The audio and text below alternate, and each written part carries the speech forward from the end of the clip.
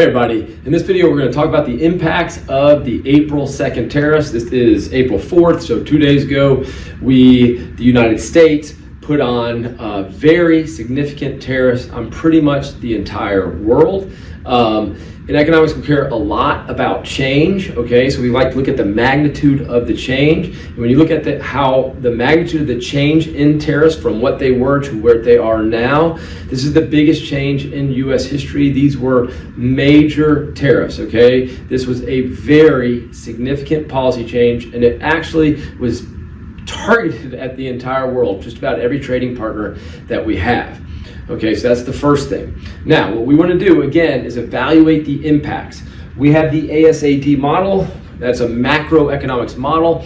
Macroeconomics is about looking at the economy as a whole. This is one of our favorite models in macroeconomics for seeing the economy as a whole. It kind of tells us the impact on price level and real GDP, and actually employment also, because generally employment goes with real GDP. If real GDP or output goes up, employment is going up, and if real GDP or output goes down, employment is going down.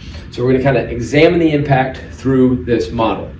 Now, we're going to start off with the tariff, but then we're going to get into some second and third order effects, because that's what economics is about. One of the biggest things economics is about is when something happens, realizing that there are second, third, fourth, fifth order effects, okay? And we're going to look at some of those other effects besides just the tariff itself. But let's start with the tariff. Which one of these curves is it going to shift? Now, oftentimes when you're doing kind of basic economics, what we'd say is the tariff is going to reduce imports, okay? It's going to increase the price of imports. It's going to reduce our expenditures on imports. And so if imports go down, AD should go right, okay? And the idea here is when imports go down, we will substitute and buy American-made goods and services instead. So you get more spending on domestically produced goods and services. And what is AD? It is the total demand for domestically produced goods and services. So we get some rightward or positive AD shock from it.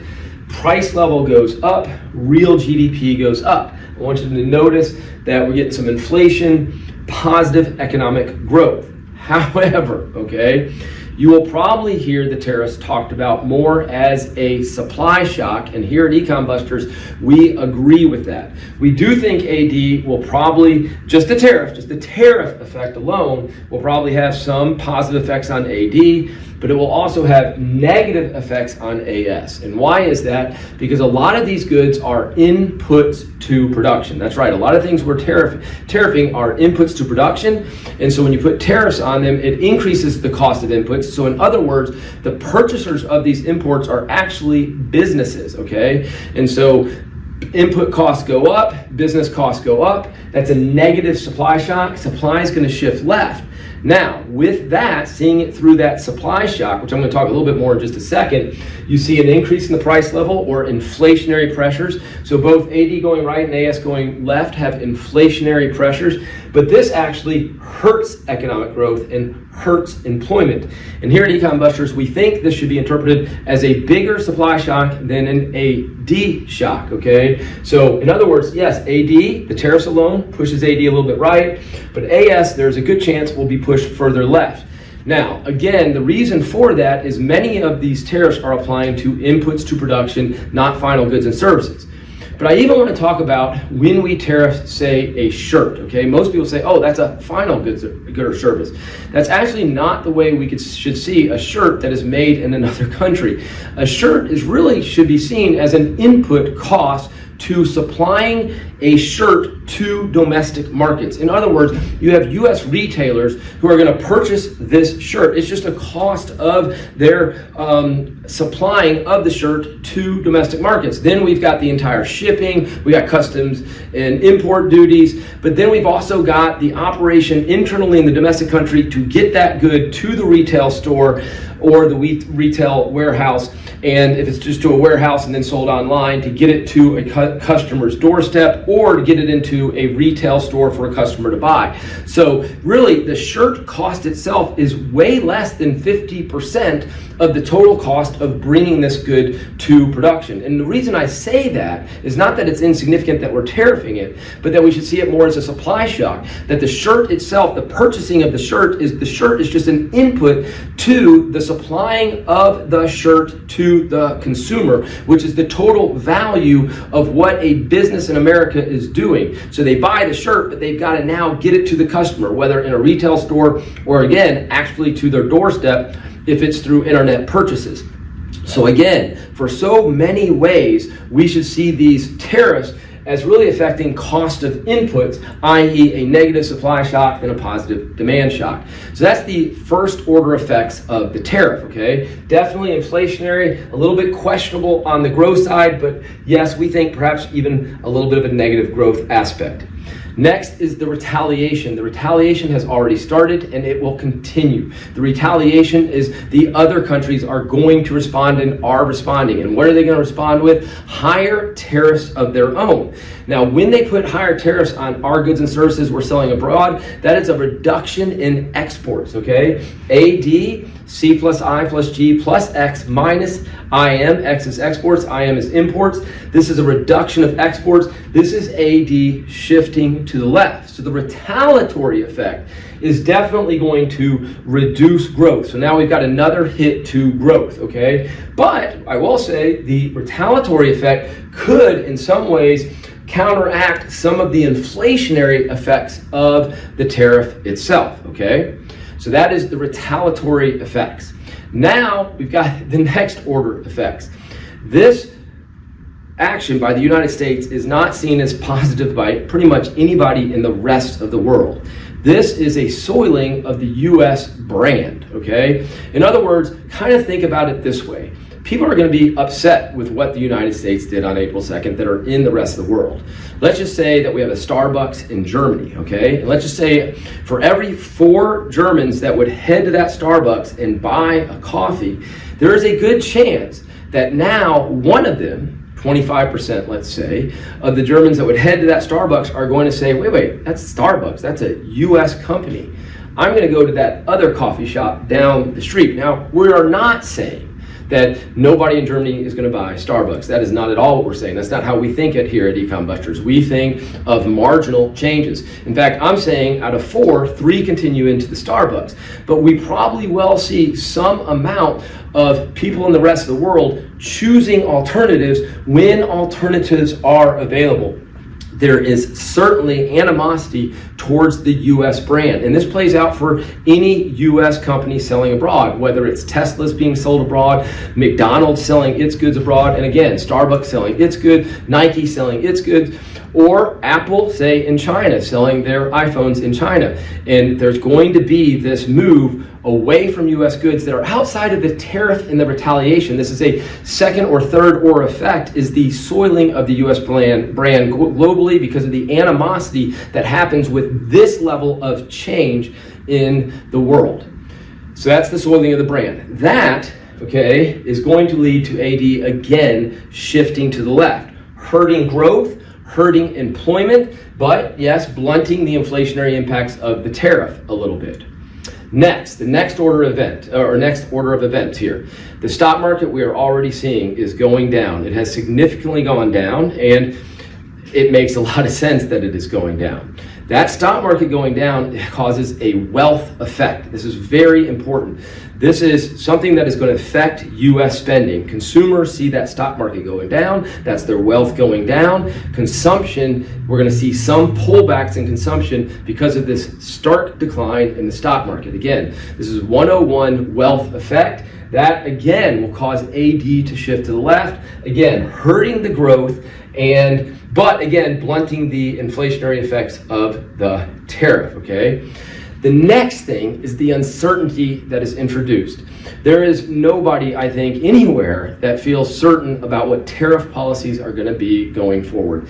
That is going to cause businesses to reduce how much investment spending that they are doing. When businesses are uncertain and we see overall a decline in growth out there, you will see businesses at the margin reducing their investment spending. That is another component of AD. That is the investment component. So you'll see a pullback in that investment, and that will cause AD to shift to the left. Again, hurting the growth.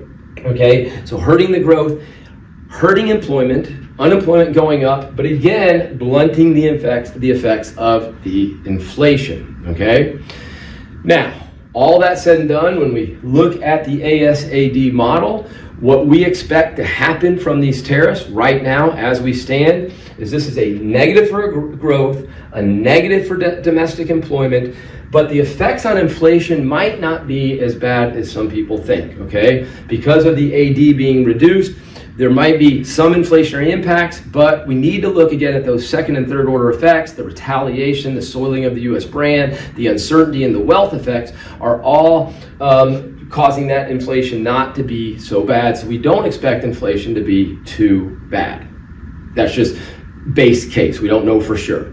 Next, we want to talk a second about tax revenues. You'll hear a lot about, well, the good thing is we're going to get tax revenues from these tariffs. The first thing to understand about that is problematic is generally tariffs are very regressive. That means the less money you make, a higher percentage of your income you pay in taxes. So we don't necessarily want to get a lot of tax revenue in a regressive manner. It hurts income inequality. It worsens income inequality. So there's a regressive aspect.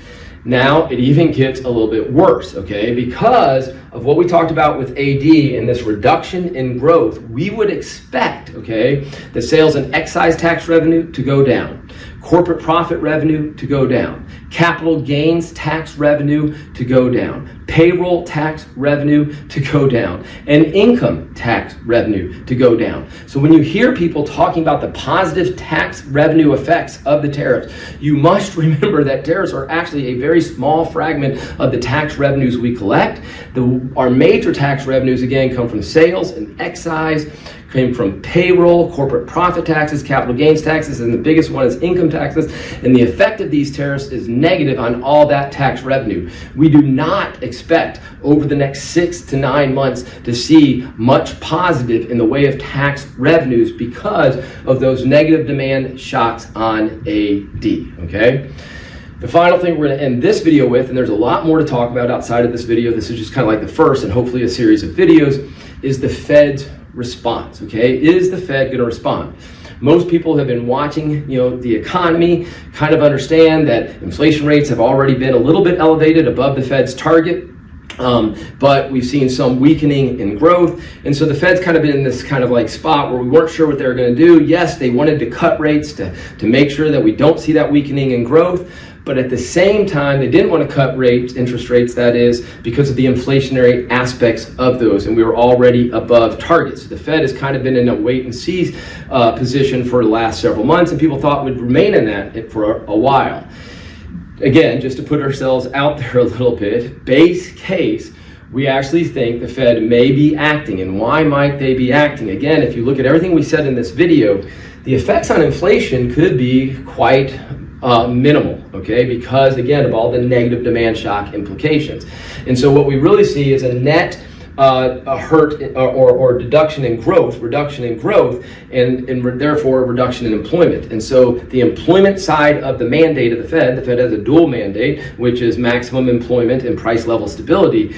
That might be the employment mandate is the one that blinks red more than the inflation blinks red. And so there is actually a chance that the Fed will move in. Not that they are going to be able to save the day, because they are still going to hesitate to some extent because of the inflation, and also we're seeing the value of the dollar being hurt. And with the value of the dollar being hurt, when the Fed lowers interest rates, the dollar generally goes down, and they don't want that to happen any more than it already is. So there's some things that are going to reduce how much that they are able to respond with lower interest rates and stimulative policy. Those two things is the inflationary impacts of the tariffs and the inflation we already have in the system, okay, being above target, and then again already this outside value in the dollar pressure, the dollar already having pressure to go down.